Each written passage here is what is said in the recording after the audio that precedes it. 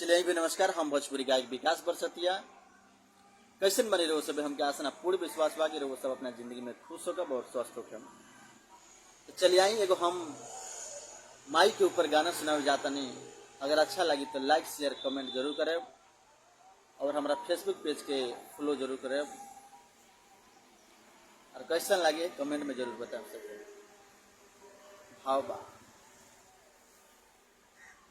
कि माई की अचरा जैसन कवनो,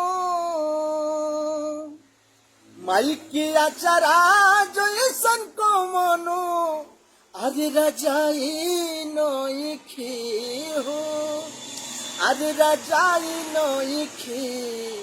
माई के दूधवा जैसन कवनो दवाई नोइखे, माई के दूधवा जैसन कवनो दवाई नइखे।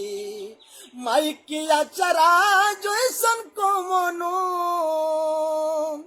माई के अचरा जैसन कवनो, रजाई नइखे हो, अरे रजाई नइखे। माई के दूधवा जैसन कवनो दवाई नइखे, माई के दूधवा जैसन कवनो दवाई नइखे। चलिए अगर अच्छा लगल होगा तो लाइक जरूर करें।